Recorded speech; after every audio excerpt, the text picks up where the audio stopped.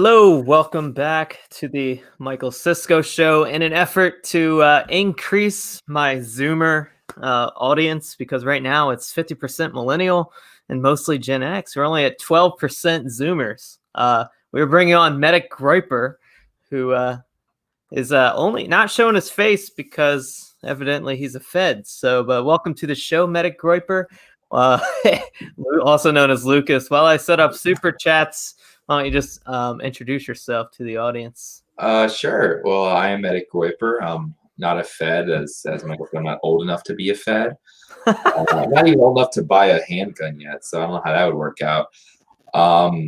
Yeah, so a little background about me. I'm a college student right now. I've been a Groyper for, I want to say about a year and a half. I was on before Groyper Wars, and yeah, I'm also I'm a volunteer EMT firefighter. Been doing that for about a year now, and that really ties into to what went down on Sunday, as you can see on my Avi. That was one of the Proud Boys. That was what was Saturday, right? Saturday night. It's all faith. Yeah, it was Saturday. It was that. Yeah, it does kind of blend in after a while. It's just one big event, you know. Yeah, that's true. But before we get into that, what I guess so you're a Groyper, so maybe this is pretty easy. But what brought you out Saturday to begin with? Well, we were going with the boys. I mean, we all met up at well, I met a couple of them at the MAGA March a couple of weeks ago in November, and we ended up going into this big. I met one of the we call him an officer. He's just a Groyper like me, but he knows he's kind of in the movement. He knows Nick, Patrick, like he's really in the whole thing. So he put me in this big East Coast Groyper group chat, and from there we just kind of met each other. We went to Harrisburg together. Since I'm from the Philly area, we all kind of took we took his minivan there. He kind of drove up from Virginia, and like four of us went in the minivan. Two of us actually went in the back, like just free riding in the back, no seatbelt. Yo, what's up, man? How you doing, Ian? And we went to Harrisburg. We met more people, and it's so crazy in this movement. It's like the best people ever. We just met this one guy named Donald. He was just there, and he's like, "Hey, you guys gonna get food? Can I go with you?" And I'm like, "Yeah, sure. Come in." And he was added to the group chat, and we just kept picking up Groypers. And then on Friday, we all stayed at the same hotel. We got this big called the Me Mansion, just this big Groyper suite that we just stayed in, and we partied and everything. Of course, not a TPUSA party with Coke or anything, but just a regular, Catholic Groyper party. Which, by the way, Vince James was at the same hotel that we were. I ran into him a couple times, and that's the story. We all kind of some of us did other stuff, some of us kind of branched off, some of us went to his golf course on Sunday, and I actually saw the president live, saw his little smile, and he was giving me a thumbs up and salutes and everything. We ran alongside him with the motorcade, and it was such a great weekend, man. It was amazing. Nice. Yeah, I've had Vincent James on the show before. It's been a while, but I should probably bring him back on soon. I feel like it would be relevant to bring him back. But yeah, you guys even met up. You linked up with my group, the PP Poo Poo Nationalists, for a little bit. Did I? I didn't even know you had a group. I found you at Five Guys. Pretty much, we had like 20, like those like roughly 10 to 15 people that were with me. We just have like a MAGA meetup group that we didn't come up with the stupid name until after the weekend, so it's not like we met up, I think, with you. It was such a weird thing because we all met up on a street corner. Remember, after Nick's speech, and yeah, I saw you. I saw Bloody Mary. I saw her mom. That's where I kind of met you guys, and you kind of tagged along with us. And then we started talking, and then went up to Five Guys with everyone. All the East celebs were there. That was actually the new official Groyper hangout spot in DC, because we went there afterwards on Sunday. We also had a great time there. We had Antifa come around on a Saturday. Remember that? Antifa was walking in front of the building, and we were like closing doors and stuff. I charged the door with my pink pepper spray. We did. We on Sunday we kind of went back there and we had our big meetup before we all kind of split ways and went back to our regular lives. We actually had one of the workers there, this black dude with his pants sagging. And as we were walking out, this is not the most optical thing to say, but he was giving us the Black Power thing, like, Black Lives Matter, Black Power. And then one of us just gave him a certain salute used in the 40s by some German guys, and it was it was a fun night, man. It's all meme, of course, all memeing, all joking. Disavow.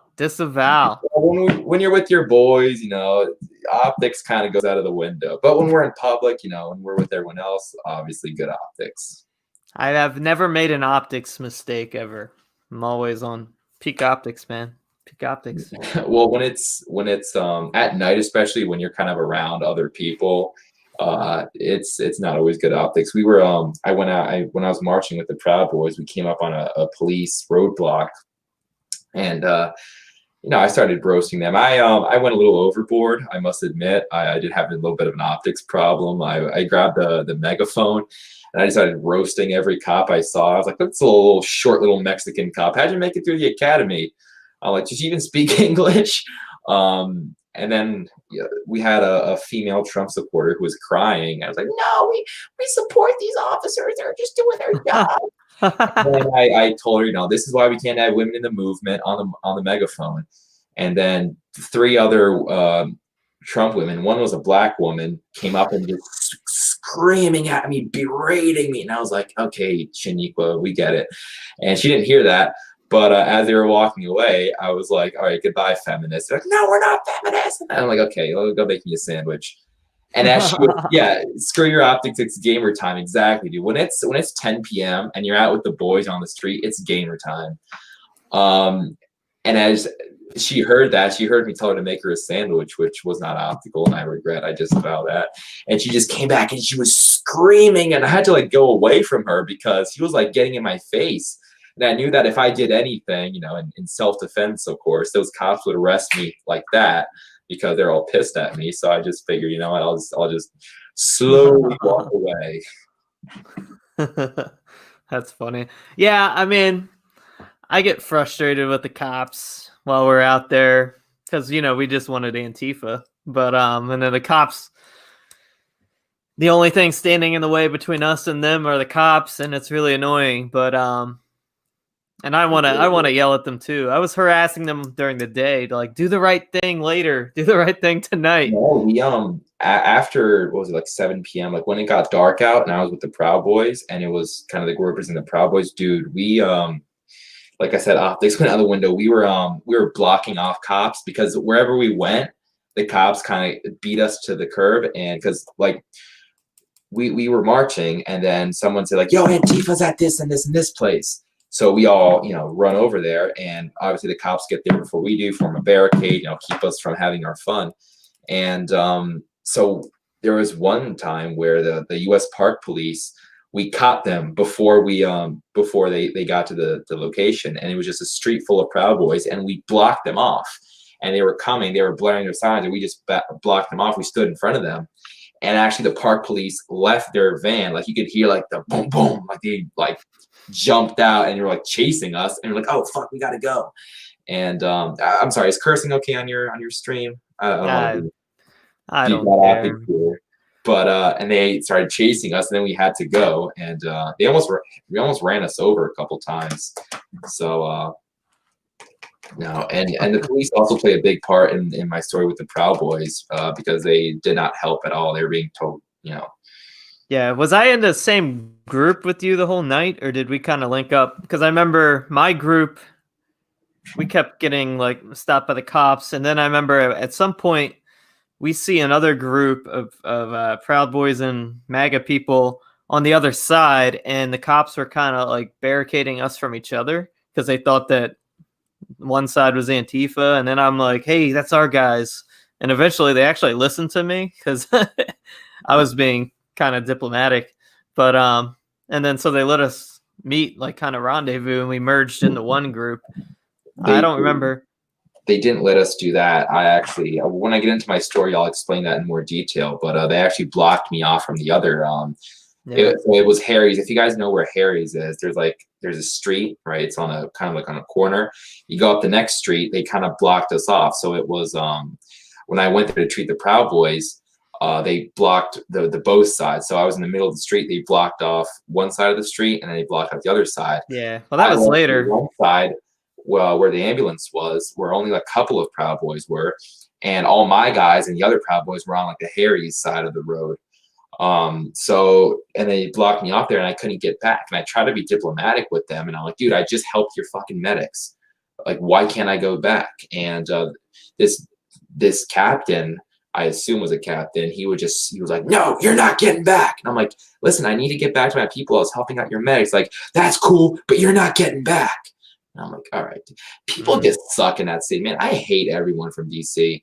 I bet if you were helping Antifa out, you would be allowed back with your Antifa thing. So, but that was a little later, because I remember at some point I was in the same group as you.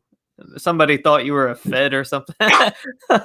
Yeah, there was one guy who looked like a Proud Boy, but he wasn't. And the weird thing is, the Proud Boys, you have, all types of people. You have just regular guys. You have cool guys who were.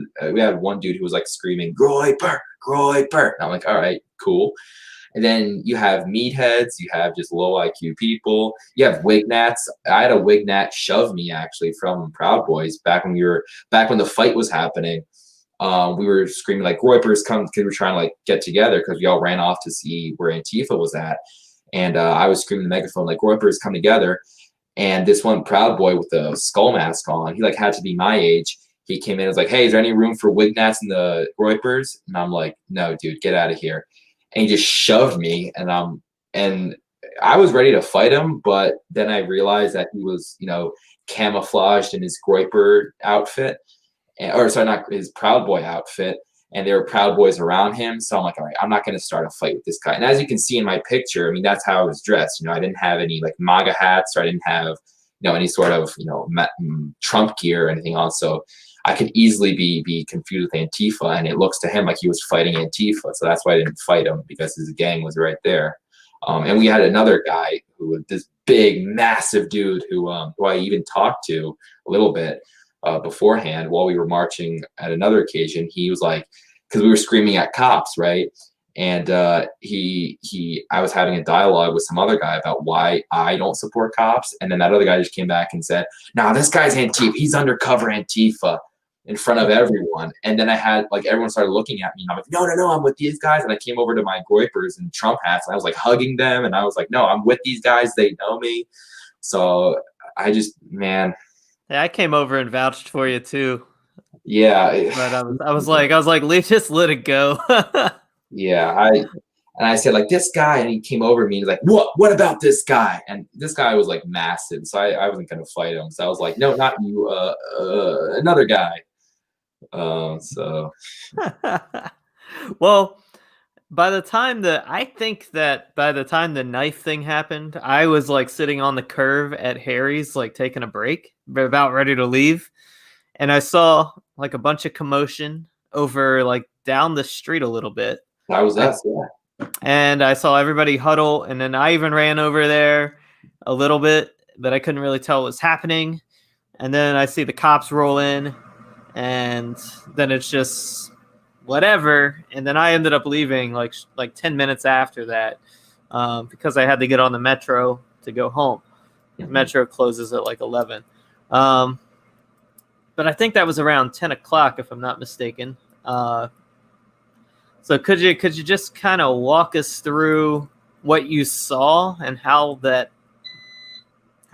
stabbing incident went down? Sure. So you have to keep in mind there was a lot of people there, and I was on kind of one side of the street, whereas the commotion happened on the other side. So what I heard that there was a fight going on, and I go over to the other side of the street to take a look at it. And by the time I get there, all I see is like this one black kid dressed like Antifa, like all black. And I didn't see a knife, but I did see a couple Proud Boys like kicking him, and like it looked like an all-out brawl.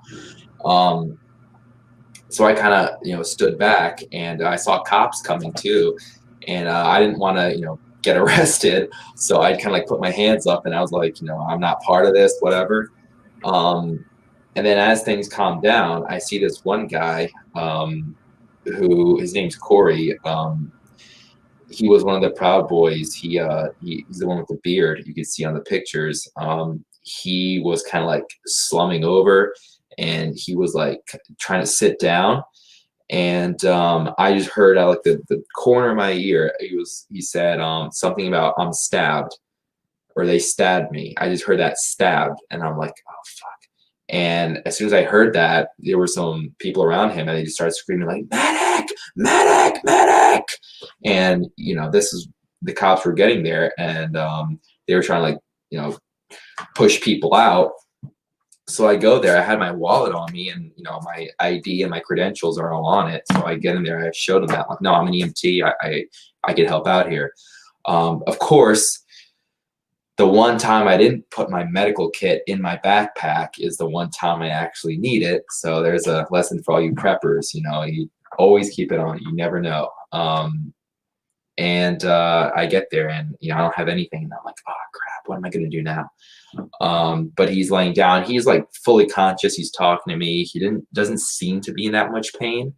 When I asked him about his pain scale, he because when we're treating like a trauma victim, someone with pain, we always ask, like, on a scale of 1 to 10, how much pain are you feeling? He gave me a relatively low number, like a 4 or 5, I think, which isn't terrible. And he was able to hold a normal conversation. But the good thing is that as soon as I got there, like, people started throwing, we call them IFAKs, individual first aid kits. And these are like pouches that people keep on like their legs or on their vests or whatever. And they just started throwing these at me basically. And I had this other kid named David who was there with me, and he was a total G. He was helping me out, and he was giving me these IFAKs like, hey, whatever you need, I could do it. I noticed that everybody has a medical kit, but the issue I see is not everyone knows how to use it. And that can go for a lot of things, especially these like boogaloo guys who like keep, ARs and everything and have their vests. Like, look, you could buy the most expensive gun, but you need to know how to use it. Same thing with medical stuff. You can have the coolest kit, but this is what my advice I give to all you guys. Open up your medical bags, look at where everything is, memorize where everything is. Play with the things, you could always pack it back up, but just play with it. Know what your equipment is, know how to use it, which is invaluable information, invaluable skills. And so they were throwing these things at me, and I take it out. I take out a chest seal. We put it on. I'm telling them, apply pressure here, keep the gauze on there, and anything on your torso is very difficult because obviously there's organs there that you have to watch out for. Since his was actually on, I believe he was wearing a vest, and they actually got him below his belly button where the vest doesn't cover. So when you stab somebody there, what I'm worried about is, did it hit his GI tract? Because obviously that's where your fecal matter is, and if you hit that, there's a huge possibility of infection. So you need to hop on antibiotics and all that stuff. I couldn't see how deep the knife wound was, but I could definitely see a little bit of blood. Not terrible, but a little concerning. So immediately, we can't treat that like a wound to your arm or to your leg, where you could like throw a tourniquet on that, or you could use a thing, it's called packing, where basically you take gauze and you literally pack it inside to kind of stop the bleeding. You can't do that on the torso. So we had to use chest seals and kind of just hold the pressure there and hope and pray to God it didn't hit anything important. So as that's happening and I'm treating him, another guy comes up to me and he said, hey, buddy, I think I'm stabbed too. And I'm like, oh, man. And this guy was a lot bigger. And I remember he was wearing a vest. Well, I totally remember that because I had to take the vest off of him. And he had the same sort of stab wound that the other guy had. Difference is he was a lot fatter. He was really fat. So, and that is better for me because that means that it's most likely that he just got hit somewhere in the fatty tissue. So it probably didn't penetrate. Again, I can't tell you that because I'm not a doctor. I don't have, the tools necessary to actually go in and see how deep it penetrated. We treat everyone the same, no matter how deep it is. It's basically the same treatment because again, we can't tell. So I get down, I tell him to get down on the ground. I take my backpack off and use it as a pillow for him because he was visibly uncomfortable. I do the same treatment that I did with Corey, and David there is helping me hold pressure and everything. He's fine. He's laughing. He's. I told him like, dude, I'm gonna be honest with you. I'm not as worried about you because you're fat as hell. And he started laughing like, yeah, I know. And so I go over to Corey, and Corey is just not doing well. I'm talking to Corey, and he's like, he was a lot better, more responsive. Now he's just like, he's lethargic. He's kind of slower. His tone is a lot more almost like sleepy. Like, how you're talking to somebody who like just woke up from a nap. That's kind of how he was talking to me. He was still conscious and responsive, but you can tell that he was not doing well, and he knew. We call this in EMS. It's called fear of impending doom, and that's something that's very serious. When your patient is showing signs of fear of impending doom, meaning they're like, I'm gonna die. This is it.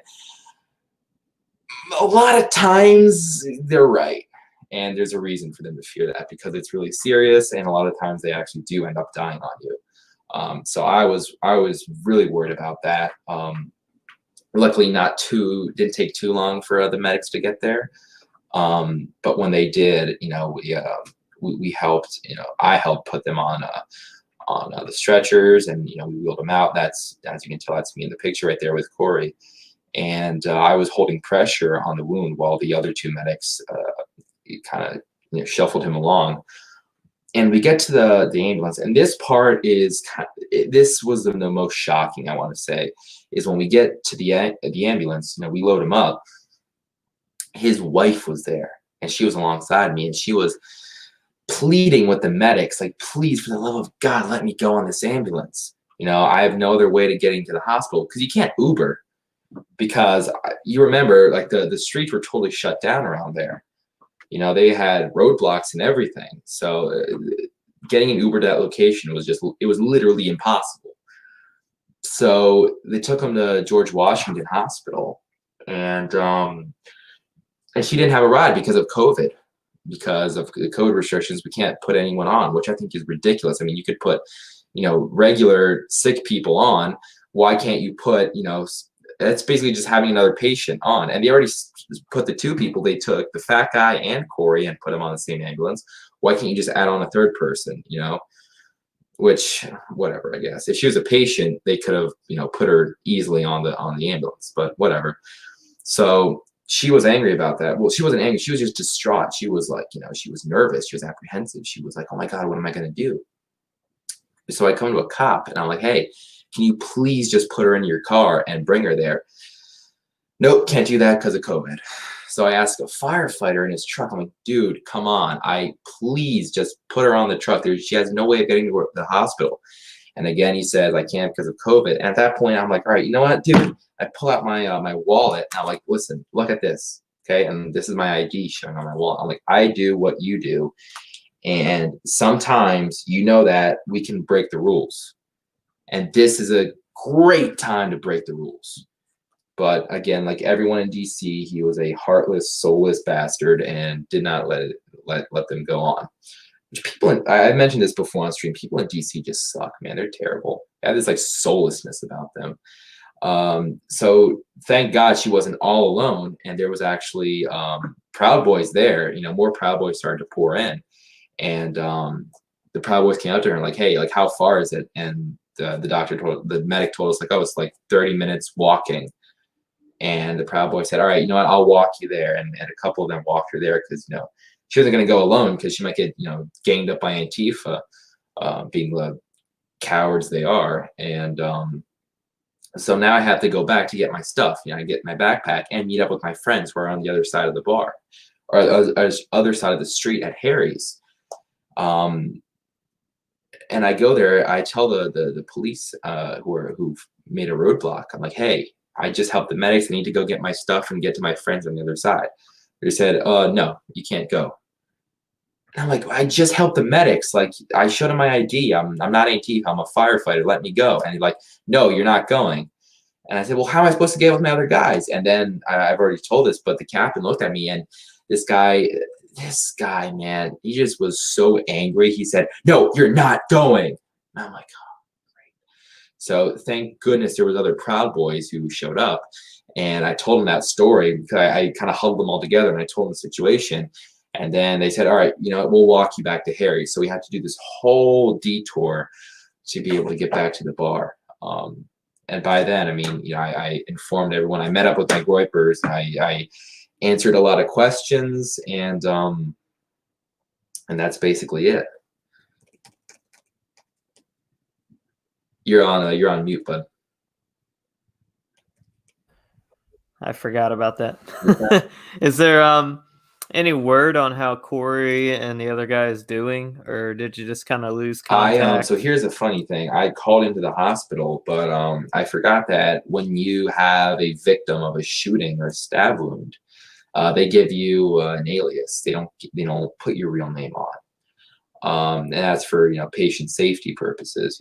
Like if it's like a hit or like a gang related thing, they might want to go back to the hospital and finish the job. So that would make it easier to find them.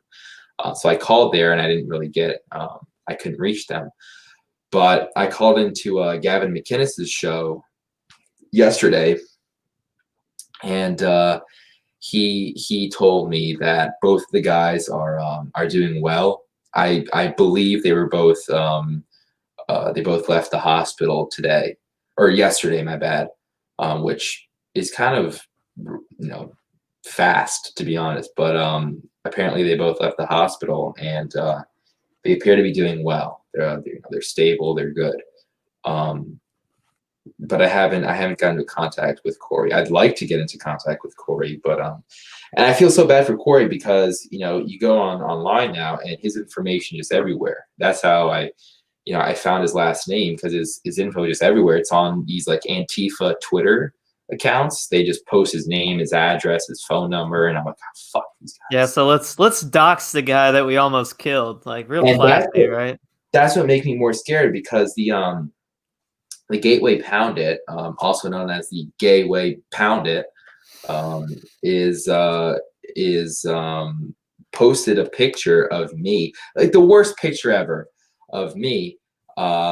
When I had to actually throw on, you can see on the picture now, I took it off, but I had to throw on a Trump hat on top of my Santa hat because that Antifa guy or not that Antifa guy, that big guy thought I was Antifa, so I had to blend in so they didn't kick my ass. So I had to throw a Trump hat on, and my face mask was actually off. You could see I had my face mask on, but at the time I was talking about them, I took it off, and they took the picture with my face in it.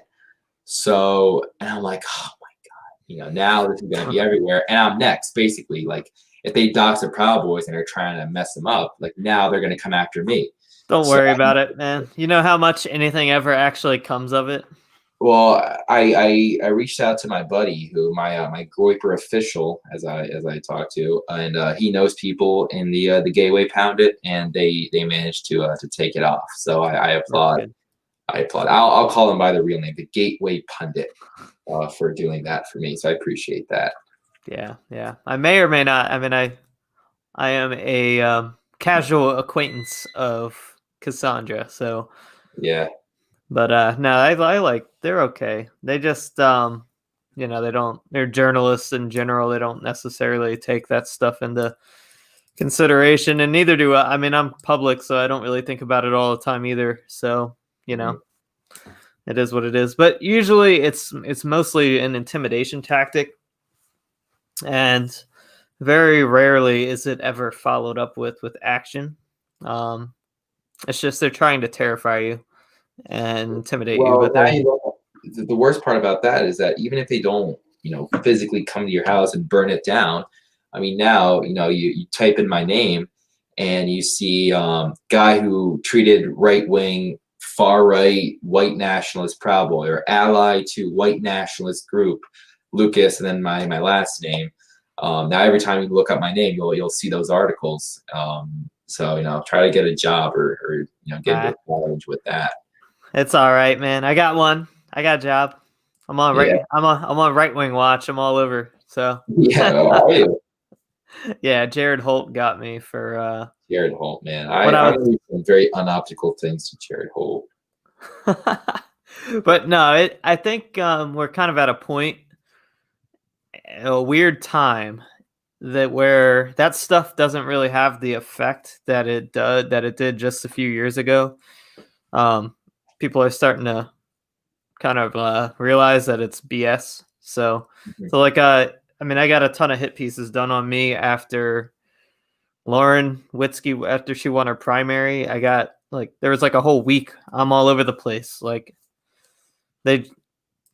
I was in New York Times, CBS, and all that just for associating with Fuentes, basically. Mm. And, they always refer back to the original source hit piece, which was the Jared Holt one from months before. And it really hasn't. It's not. I mean, it's a bit of an inconvenience, but it's not life devastating like I think it used to be just a few years ago. Well, here's the thing: if you dox me, which I've made it a good point to not get doxed.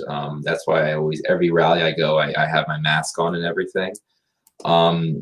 But look, if you dox me, and if I lose, whatever if I get expelled from my college, like Nick was, or I lose my job or whatever, I have nothing else to lose. So keep that in mind, Jared Holt. I have nothing to lose, and I'm very angry. So just keep that in the back of your mind. And that's all I'm going to say on that. And as a medic, I know, I know certain things about anatomy, and we'll just say that. Well, alrighty then. I'm honest, man. I'm at a point too where I'm just sick of these guys. Like, obviously, Nick mentioned this on a show the other day. I sent in a super chat asking about vests, if they're optical to wear, and he seemed to be okay with it. But he also said, "Listen, leave the fighting to the Proud Boys. Don't go to these things. Don't seek out trouble. Let the Proud Boys catch the charges." But I'm just at a point where I'm so sick of these guys. Where we got into a fight on Sunday. I think I don't remember if I sent you the videos. I'll do that. But it was at the National Mall. All the E-celebs were there. Vince was there. Patrick was there. Nick came very late. Mediterranean time as normal. But there was an Antifa guy, all covered up, who came to kind of harass us, literally just harassing us, just riding around a stupid little Segway and filming us and, playing F Donald Trump on his phone and giving us the finger and all that stuff. And we were all, just looking at him, and I'm like, all right, dude. I looked at my buddy, my Groyper officer, because he's kind of in charge of the group, and I just looked at him like, dude, please let me go. Please let me do something. And he was like, just be optical. And I'm like, I got you. So he comes up to me, smacked the phone out of his hand. Phones hit the ground, and he's going away. This was a little bit. Let me go back a bit. He again, the National Mall is a very long stretch of grass. So he goes, he's leaving. Then we have some other guy who I don't know come around and do a little soccer dance kind of in front of him. He's kind of blocking his way and everything, slowing him down. Me and my buddy, I'm not going to say his name, but we're walking up to him because we want to antagonize him too. We're not going to let you get away. And I just looked at my buddy and I'm like, hey, if shit hits the fan, are you going to help me in a fight? And he's like, yeah, no, I got you. So we come over to him, and he's still, he's slowed down, and then he pointed the camera in my face, and I'm just like, bam, I knock it out of his hand, and it hits the ground. He's like, oh, dude, what the fuck, man, what?" And you can tell he's like all shaken and all like, "Oh my god, like consequences for my actions. Who would have thought?" And so my buddy steps on his phone to kind of like prevent him from grabbing it. So he sort of pushes my friend away. Like it wasn't like a shove, but he like pushes him off and grabs the phone and gets back on the Segway. Now the people behind me who were kind of walking up, they just saw my buddy with the Trump hat getting shoved or pushed. And they just went crazy after that, dude.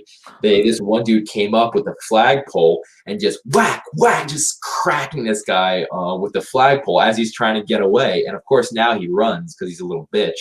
And we're just smacking him with the pole, and he's trying to get away. His visor, like a magnetic visor, falls off, like it gets whacked away. I pick it up and I kept it. It's in my house now as a kind of a souvenir, as a trophy. But he's like running away, and he's like, I'm calling the cops. I'm calling the cops on you guys. I'm like, oh, dude, what a faggot. And we're back down there. I was in my Santa hat and my sweater, so I had to take both those off, like change my appearance. And Patrick Casey comes up to me a couple minutes later, and I tell him about the story, and Patrick goes, "Yeah, that guy who matches your description, I saw him on the phone, and he was calling the cops, and he was giving them your description." Now I'm like, "Oh, great! Now I'm gonna get arrested by the liberal DC police." So I start kind of panicking a little bit, and Bloody Mary was there, and her mom was there, and you know we're friends with the family and everything. I'm friends with them, and her mom wanted to leave too. So I'm like, "Hey, is it cool if I like, you know, dip out with you guys just for a little bit, go back to your hotel and just kind of, you know, let things cool off? And then, you know, I'll come back here." And they were like, "Yeah, sure." They're fine with that. So we go. It was like a 30-minute ride going forth and back and forth, I should say. And I get back there, you know, it's all dark now. Like DC police didn't show up or anything. So I'm like in the clear. But until I leave the state of Virginia, I was still a little apprehensive. I'm like, as soon as we cross state lines, I'll relax. But now then we went back to Five Guys. You know, the whole, you know, Cole Groyper hangout thing happened, and that was DC, man. That was my time there. Nice. So, I mean, we do get to the. I think we are kind of. I do somewhat disagree with Nick. I think we are at the point where we have to. We're at like a crossroads, and if we really want to stop these fools from just enacting their stupid little revolution or whatever in the streets, we have to put the fear of God in them. You really do. The only thing I'm afraid of, I'm not afraid of getting my ass kicked. I'm afraid of charges. I'm afraid of going to jail, because that's what happened to the Proud Boys. You know, they were totally, you know, in self-defense and everything. They didn't swing first, but they ended up catching charges, and now they got 4 years in jail for a street fight. I mean, that's insane. You know, that's totally crazy. And these things happen in cities, in big cities, you know, with the exception of a couple. The handful are all liberal, and they have liberal DAs and liberal police chiefs, and they're itching to lock us up. So I'm at a point where I kind of don't care. I mean, what I did with that Antifa guy, that wasn't, you know, I wasn't going to go to jail for that. But I'm at a point where I'm just like, you know what, I'm done.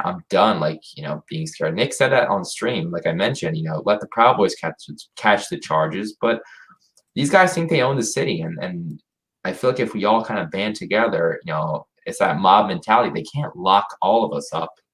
So, you know, we should use that to our advantage. And I'm not saying we should kick the crap out of them, but, you know, maybe, you know, a little like that flagpole thing. You just whack them with it a couple times, and they'll pick up on it. So, yeah, I guess it's like a cost benefit analysis. What do you think about just what the Proud Boys do in DC in general, like just chasing Antifa around all night, trying to? I think with the DC MAGA March, the whole optics, the whole view on the Proud Boys changed. People started being more accepting. I remember I had people on the bus that I came there. I had these boomers who were telling me like, do we have to disavow the Proud Boys? Like, are they actually are they bad? Or I'm like, no, they're good people. I mean, it's a very large group, and there's of course there's some bad people. There's some wignats. There's all types of people, but in general, they are our fighting force. They keep us safe. I feel safer among a group of Proud Boys than I feel with cops. Cops do not have our back, and the sooner people on not on the right, but as soon as Trump supporters realize that the cops, at least in these liberal cities, don't have our back, the sooner we can make progress and adapt accordingly. And that's, I feel like, is rapidly changing because, like I said, when we were protesting, we were screaming at cops and we were saying like, who do you support? Who do you protect? Like, you don't defend us. And like, we met a little bit of resistance from some normie conservatives, but the majority of them were kind of with us. And even when I talk to normal conservatives, the blue line wearers, they agree with me. They're like, yeah, I guess they have a point. So no, I like the Proud Boys. I like what they do. I like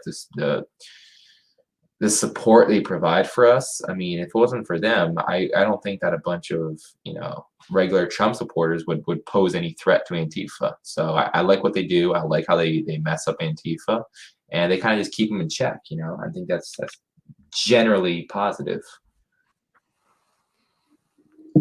Yeah, that's a good point. I think with the cops, I mean, it is important to remember. So, I mean, they're only as good as who they're working for. And in DC, they're working for a communist mayor. And it's hard to, we want them to be on our side, but it's asking a lot for, these people. They have pensions on the line, their job, they're supporting their family. I mean, so they're not bad people. They're just like a neutral force they're a tool. And unfortunately, in places like DC, they are a tool of freaking Soros-funded mayor. So that's just kind of where the cops, I don't think they like Antifa. I don't think they like us. I think they just wanted to go sleep. But they're gonna follow the orders of their boss. So I try not to take it personally, but they're not our friends. So you can't trust it. And look, obviously there's good cops. I feel like a lot of them are, especially in like rural counties. I mean, these guys are friendly, are good people. But even if they are good, in New York City, like every cop that I met loves Trump. But at the end of the day, I mean, these are, tens of thousands of dollars of, worth of pensions. What the average cop in New York makes like 80 grand a year. So these are like, however many thousands of dollars of yearly pensions on the line, So what are you going to just, bite the bullet and close down the small business and say, hey, listen, you guys can't operate? Or are you going to, let's say you have 15 years in and you retire after 20 years. I mean, are you really going to throw all that away? I wouldn't. If I was a cop, I wouldn't do that. I was just like, all right, you know what? Yeah, take this fine or take this whatever. And I just hope, I didn't get too much backlash and then just collect my pension and, go quietly into the night. But they are a tool. They really are a tool. You have some discretion as an officer, but at the end of the day, I mean, you do what your bosses tell you to do. It's like the military, you do what your sergeant tells you to do, and your sergeant does what his lieutenant tells him to do, and the lieutenant does what the captain tells him to do, and they do what the chief tells them to do, and the chief is appointed by, the communist, de Blasio or Muriel Bowser or whatever in DC. So it's sad, dude. It's really sad. yeah. I think Ian makes a good point. They're not really a monolithic entity. Like, I mean, some of the cops, I was taking the more diplomatic approach while we were out there. Some of them were cool. Some of them winked at me. Some of them were super based, and then others were complete assholes. So, I mean, it was just, it is what it is. Subdeacon Nectario says, I took a wrong turn. Can you point me to Orthodoxy First Avenue? Subdeacon, Luke Kindrat and David Patrick Harry, we are all good friends. We are this is not a competition. This is a brotherhood of online Orthodox content creators. So stop trying to sow division between the brothers, Subdeacon. Yeah, Orthodoxies are good at being schismatics as it is. You don't need more of that.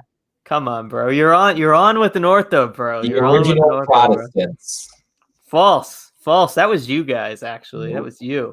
That was We you. were defending the faith. That was you. That's true. We can get Jay Dyer on the stream. Absolutely destroy your logic there, but that's not what we're talking about.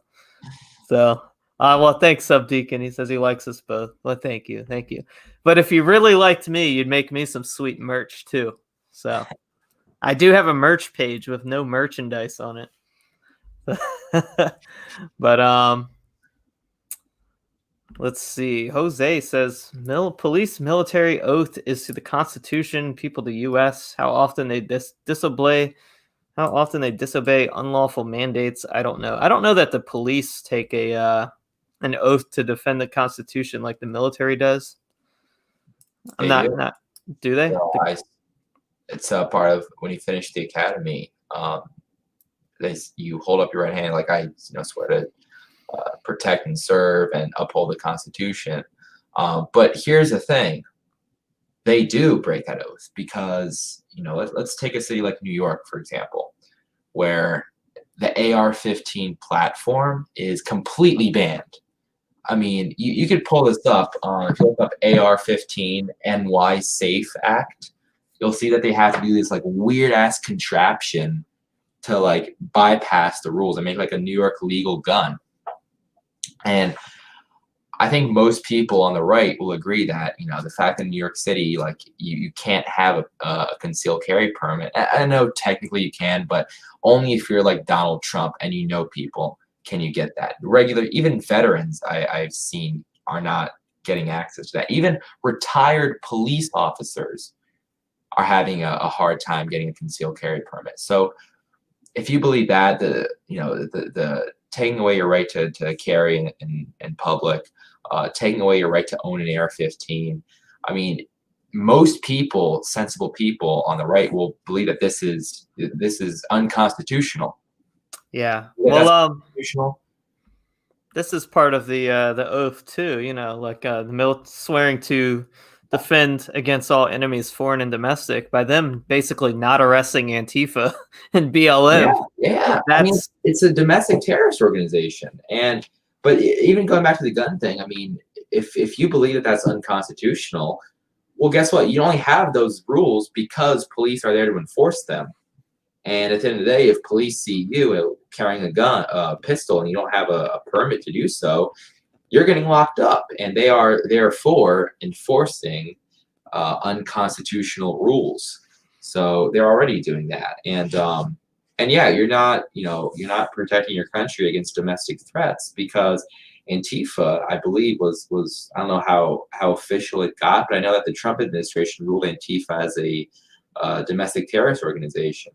I don't know what the legal loopholes he has to do to get that like officialized, but or if it is official.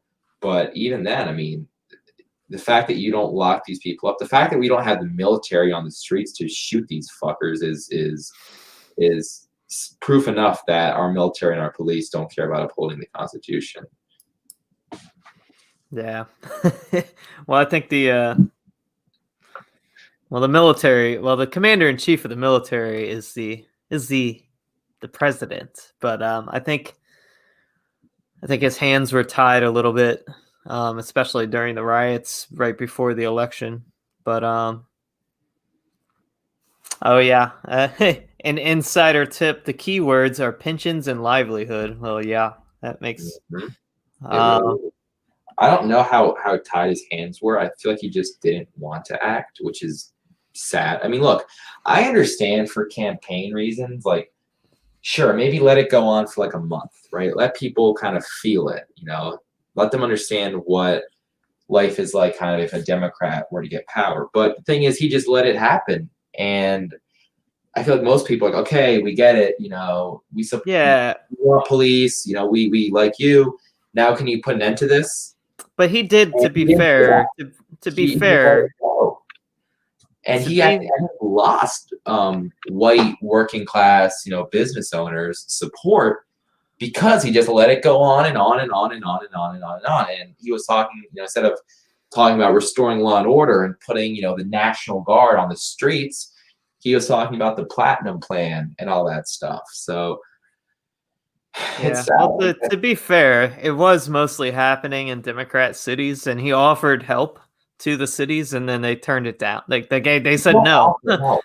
You don't offer help. You say, hey, I'm the federal government. Okay, he should pull an Andrew Jackson, which I know Yeah. he's a big fan of, and say, listen, I'm the federal government. I'm going to send the U.S. Marshals down, which he did in Portland, but I don't think it was that effective. It wasn't carried out properly.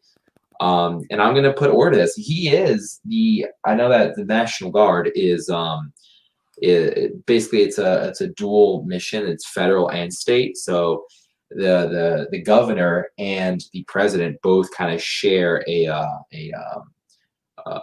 joint kind of commander in chiefmanship. But at any time, the president can kind of take that power to himself and say, okay, I'm taking over as a commander in chief, and I'm going to deploy your troops to your city. So he could do that in New York State, in California. He could do that in all these places. He could take control. He just didn't want to, and that's what's sad about it. Yeah. Well, I mean, I think it's part of well, the real sad part is that the system itself that we operate under incentivizes him not to do anything about it. Fortunately, it made for great. I don't know. I kind of think he perceived it as helping his reelection. Does that make any sense? No, Like look at what the Democrats are doing to your cities. no, it I doesn't. think, It would make but sense I don't know. for 2 weeks. If it made Yeah, sense for yeah, 2 weeks, I can understand that. Not for 3 months. Not during the summer. That's yeah, ridiculous, and that's too long. And that was kind of a real middle finger to us. And yeah. I'm not going to forgive Trump for that. I love Trump. He is in many ways my hero, but I will not forgive him for doing that. That was a real dick move for him to do. Yeah. I just want to shout out here Ray, my buddy, the ortho Chad. He said, we depend too much on a document instead of instilling the right values. The Constitution doesn't matter when politicians break it all day. And that's so true. I like that. Because you look at it, I think it's one of these shithole countries in Africa, I think, or the Middle East, which copied our Constitution recently, word for word, and it's still a dump. I mean, a piece of paper with words on it doesn't matter if your population is anti-freedom, and I'm more of a law and order guy than I am a freedom guy, because I believe that you can't have freedom until you have order. But at the end of the day, like, you could say you can have a great constitution that guarantees you all this freedom, but you still have the Patriot Act, and you still have the ATF, and you still have all these things that kind of violate what that paper says, because we don't care about the paper anymore. We're fine with government overreach and all these things. And I'm not, government overreach in a good way, like, putting, Marines on the street to take care of crime. I mean, government overreach in a bad way, as in spying on private citizens. So the Constitution is a reflection of the people. And maybe back in the day, you had a people that supported the vision of the Constitution, but nowadays you just don't have that anymore. Yeah, yeah. Well, I think like Nick says, our fidelity should be to our nation, our people, our not a piece of not a document that that we only pay attention to it when it serves our own interests, really. And that goes to both sides, to be frank. Mm-hmm. So, Absolutely. Yeah, no. Jose says the document is important. I don't really, you need some sort of unifier that unifies the society, and I just don't think that's the Constitution anymore. Yeah, So no, the Constitution, it is a beautiful document, and it does serve a purpose. And I do like a lot of the things that's in it, except, you know, the 19th Amendment. But they're generally I good don't stuff. like the 14th either. um, but you really need to have a virtuous society, because without a virtuous society, without a cohesive society, it really is just a piece of paper that politicians can piss on whenever they want, and you can't do anything about it because you don't care enough to do anything about it. So Yeah. Well, I don't know. this kind of reminds me of something Fuentes said in his speech, where he talks about, rah rah, destroy the GOP, but then he says, "I'm not interested in candidates unless they're reactionary," and that really raised my eyebrows because I've been a reactionary for years, Mhm. which to me that means I'm rejecting basically the Enlightenment and the principles of liberal democracy in general. But what do you take away from that? From From his little speech there? Because I mean, I Joe like kind what of he says. I think he said on that in that same speech, like, I'm not a conservative from 1980. I'm a conservative from like 18 or 1680 or something. Which yes. I do. I mean, I do agree with that. I do think that our society was better back then. You know, obviously with technological advancements, we can have great things like, better healthcare, more education, all that stuff that we didn't have access to back then. But purely on a moral axis, society was a lot better. More people were going to heaven back then than they are now. I mean, I think a great example that you see, I don't know if you saw that meme where it was like the New York Mag or something, and it was like this lonely woman in her apartment and her apartment was a total dump, and it was like 2020 versus like 1950, where it was like this beautiful house and everyone was wearing suits and everything. Um, and at that point, I do agree with that. I mean, the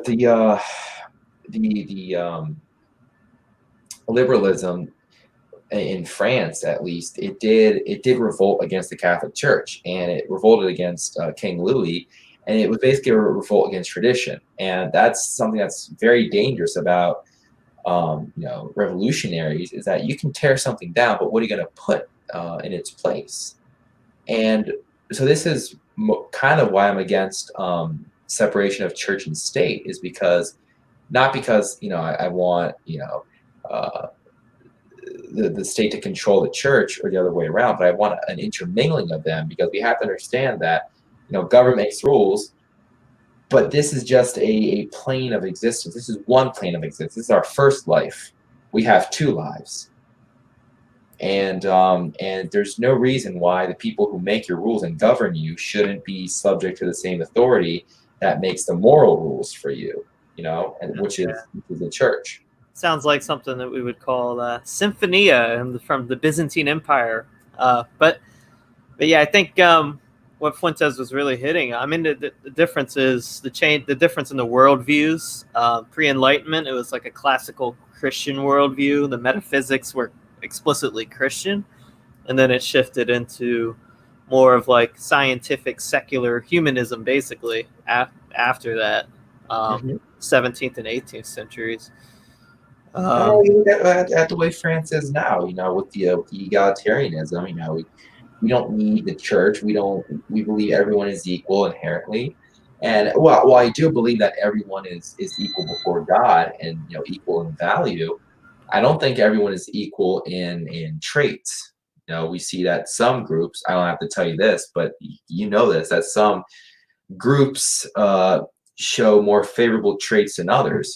Some are able to, 500 years ago, build a beautiful, or actually more than that. It was, yeah, it was I was like 400, I think, after Christ. That the 400 or 1400, I can't remember, that the Notre Dame was built.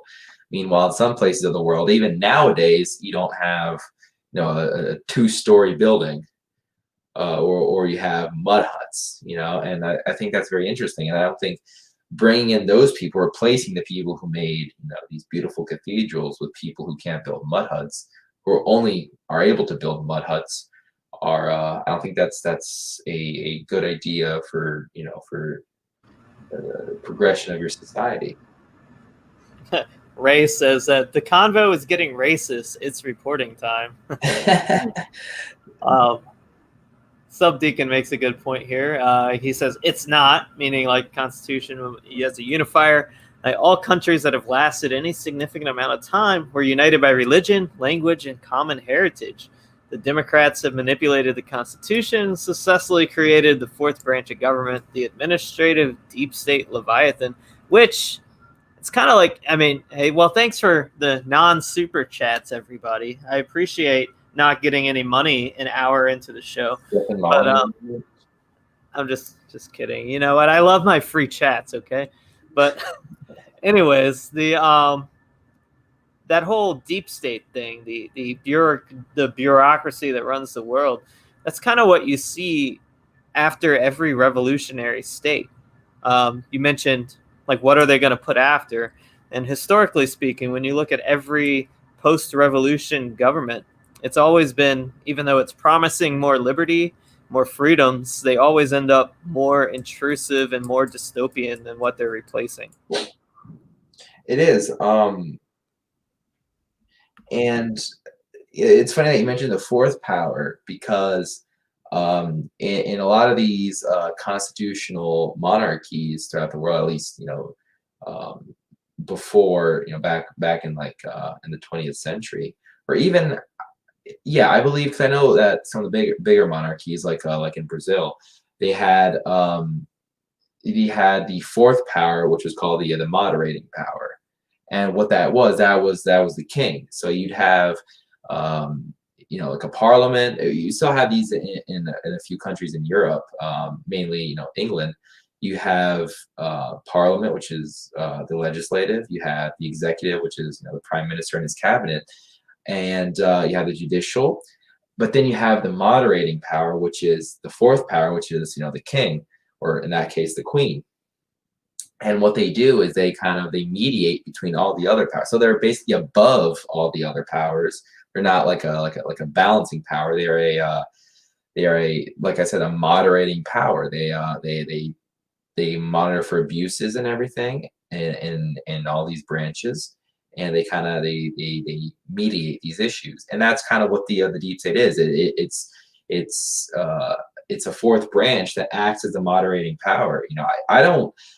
I don't believe that you can get up to the Supreme Court without somebody having something on you. I think Thomas and Alito are the only justices that, probably the deep state doesn't have them, by the nuts. Pardon my French, but I think you see that with Amy Coney Barrett and Kavanaugh, the way they ruled in this Trump decision. I think they definitely have something on them. I think they have something on Justice Thomas Roberts too. I mean, they have dirt on a lot of these politicians, which they kind of use to their advantage to as leverage. And the deep state really is a power. But like Nick said, these are people. These are not lizards. They are people. They are bureaucrats, and they have names, and they can be fired. So I think if we get a second term of Trump, he needs to triple the fight against the deep state, because the deep state is fighting back. The deep state is revolting and it's fighting back against them. And I believe that's why he lost this election, because of the deep state and their influence.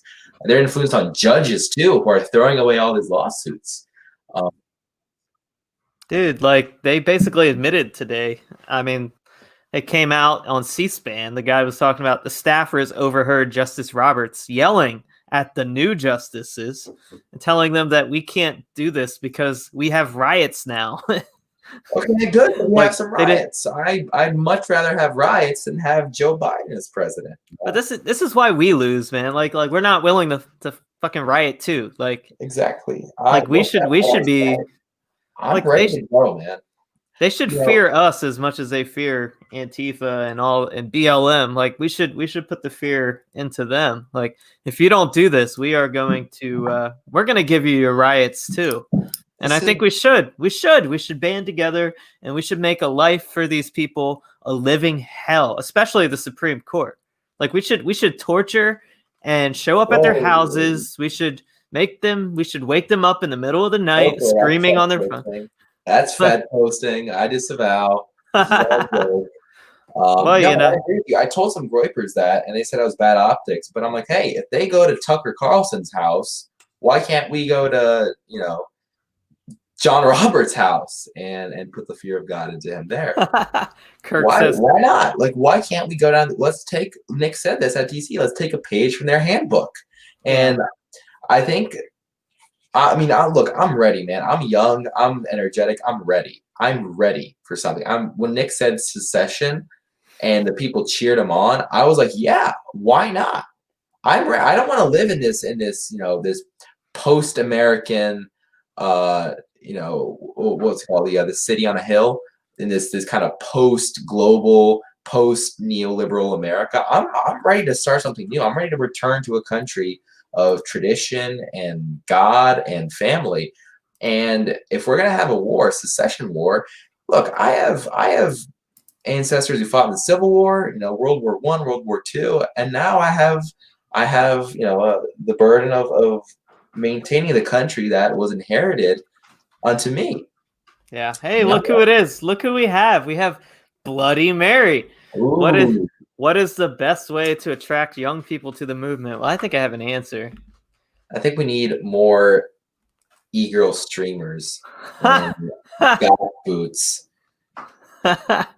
Well, I mean, in all seriousness, what we do need is an actual so the reason conservatism keeps losing, other than just being like absolutely caving incrementally to everything, is we need a movement to replace that garbage with something that actually has a vision. Like, what are we doing? We have to have an imperialistic vision of something that we are like, so we oppose, rather than just opposing something like liberals bad, progressivism bad. Well, yeah, that's all bad, but what's the vision that we're presenting to replace that with? And I think as long as you have that vision and the energy that goes along with it, I think that will attract people to the movement in and of itself. What do you think? I think Nick does his best when he says optics, because I think what a lot of people don't realize is that, us and Wignats, they have a different way of going about it. But like, in private, I'm talking to my friends on the car ride back, and we're kind of saying the same stuff that they are, but we're just optical about it. We understand, we know, we both share all the relevant facts about, all these events in human history. We know, about, IQ, we know about, we know all these things. But the way we go about it is different. I remember back in 2016, I was still like a normie conservative, and I saw the Daily Stormer for the first time, and I saw little Pepe with like the swastika on his eyes, and I'm like, oh gee, like I was like, oh holy fuck, what did I stumble onto? But now, like, I read the Daily Stormer and I'm like laughing, and I'm like, this is funny, this is ironic. But no, I think optics is something that draws people to it, because this is how you attract boomers. They have this sort of, I feel like this predisposition for, a lawful, society that they had growing up. And I told boomers this in the march. I'm like, listen, we're fighting, the country that I inherited is not the country that you grew up in.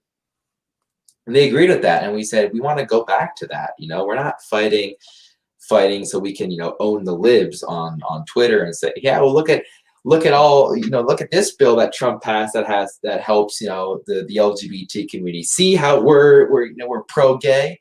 We're not doing this to own the libs. We're doing this because we actually want a substantial change in America. And that's something that I don't think TPUSA people understand, is we don't like it the way it is, and we want to change it and go back. And optics is the best way to do that. I mean, it's slowly red pilling. If you go about it in like, oh, you're just a normie fag, you don't know that, or you're just whatever. You're gonna draw people away from the movement, and that's the last thing we want. We want to use optics to bring people further right, and to accept these further right ideas. I think that's the best approach. Yeah, but at the same time, you can't be compromising on your views. Basically, just be diplomatic enough, but you still got it. You have to push the win. It's a balance. It's a tricky balance. It is, and I think Nick's doing that great. I'm not, I feel like I'm patting him on his back too much on this stream, but he does do a great job. I mean, he has people chanting for secession. I mean, could you imagine doing that in like 2016? I mean, that's insane. Yeah. But people are going further right. People are naturally on our side. I mean, they're, with Alex Jones, I saw a lot of QAnon people. I don't believe in QAnon, but I like how people are open to QAnon, because that means they are open to our beliefs. And a lot of the people there, the Trump people, just get it. They're with it. And maybe they don't know what a Groyper is, but at the DC march, I mean, we were saying, F Charlie Kirk, F Ben Shapiro, and people were like, yeah, F those people. I think they understand it on a subconscious level. We just need to nudge them forward. And Nick said, actually, like, he was talking about how white people are treated worse and differently, and those people understood. They're like, yeah, we are. So it is kind of already engraved into them. We just have to activate it and give them a nudge. I think a lot of it has to do with instinct as well. Like, you have to have like the self-awareness to know when it's okay to push that line a little bit. And I mean, Nick's pretty good at it, but one thing that he's particularly good at is, like, when he makes an optics mistake, he recovers well. Because the temptation is to just dive off the deep end into like a James Alsop type and go off into our good friends over there.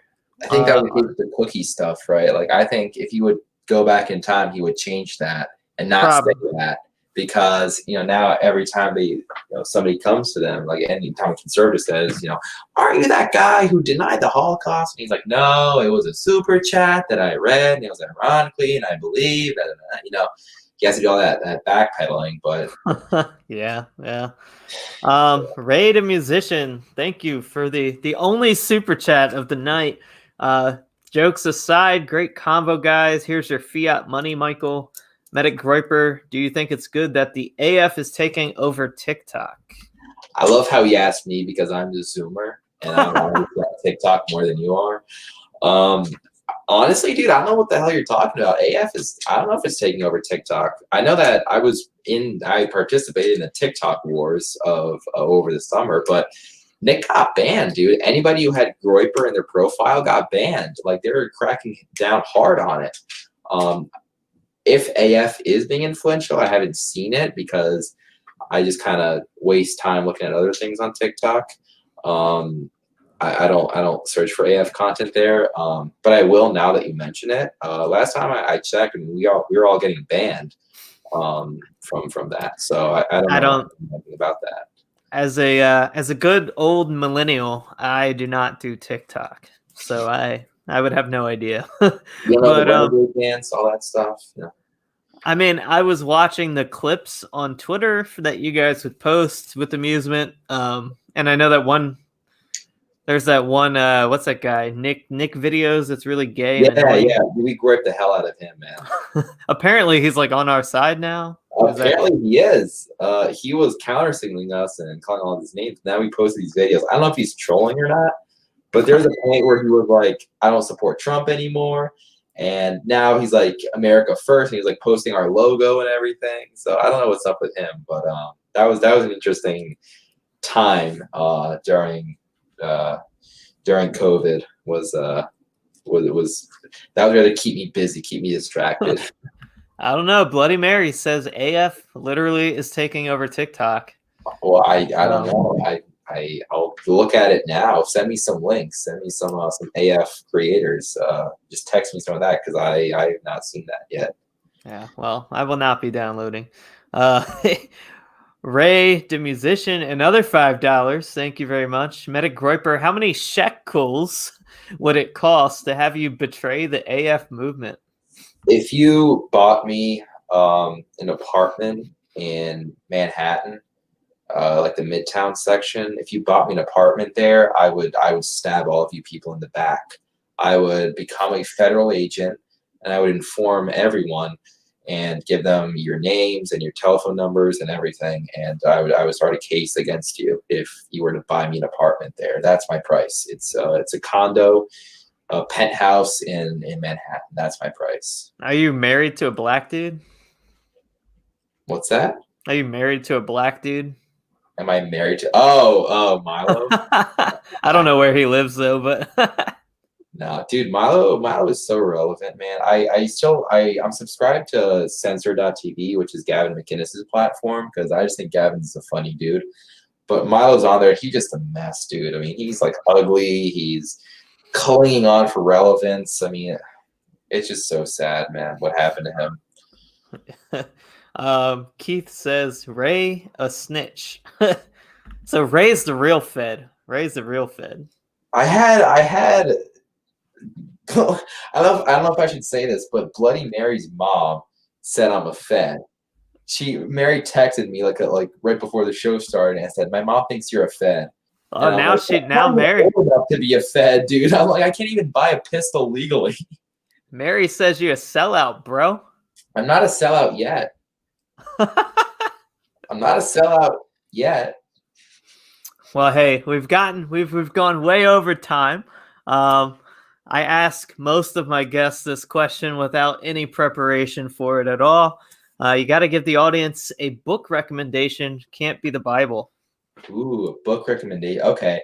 I would recommend you read Pinheads and Patriots by Bill O'Reilly. Wait, really? Yeah. Pinheads and Patriots by Bill O'Reilly. No.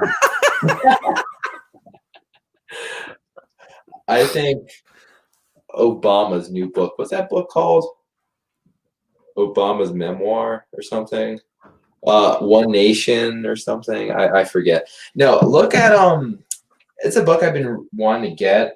I'm so kind of souped up in college right now that I haven't had a time to do anything besides college. But I would say anything by obviously people who have been in this movement for a while know this, but anything by Pat Buchanan. I think Death of the West is probably his best book.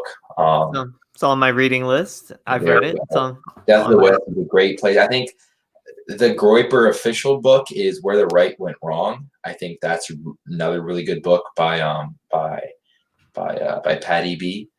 And that's where I would start off, man. Good stuff. Good stuff. I read my political information by memes anyway, so I think Death of the West is one of my favorites. So that's a good one. Anyways, I appreciate you coming on. Are you on any social media that will not compromise you? Yeah. For now, only you have my real IG, but you can check me out on at Medic Groyper on Twitter. That's all together at Medic Groyper. And that's all the accounts I have now. I think I'm also on Parler too at Medic Groyper. Parler sucks. Yeah, I haven't opened Parler in a while because it's really gay. But, I have one, but it's so glitchy and it's stupid. It's just a sucky Twitter is what it is. Yeah, exactly. Anyways, I appreciate you coming on. Thank you folks for watching. No show on Sunday because I am moving to Best Virginia, so I don't think it would be smart for me to try and do a show since I probably won't even have internet set up yet. But we did get one last super chat for $20, so I will read that. Those guys, Wignac guys, are progressive leftists, just ethnocentric. I do believe some parts of the IQ argument, but I do think there are other factors that affect IQ. Didn't get a notification. I would say that's probably true of people like Richard Spencer. He's That's kind what of went through my mind immediately. I mean, he's a liberal who's racist. I mean, that's yeah. basically it. Yeah, but not necessarily true of all of them. Not that I'm defending them, but yeah, there's a lot of nuance that might be a little overgeneralization. But anyways, I appreciate the last second super chat, and I will see all of you guys next week sometime, probably on Thursday. All right, take care, guys. Thanks for having me on, man. Appreciate it. Thank you.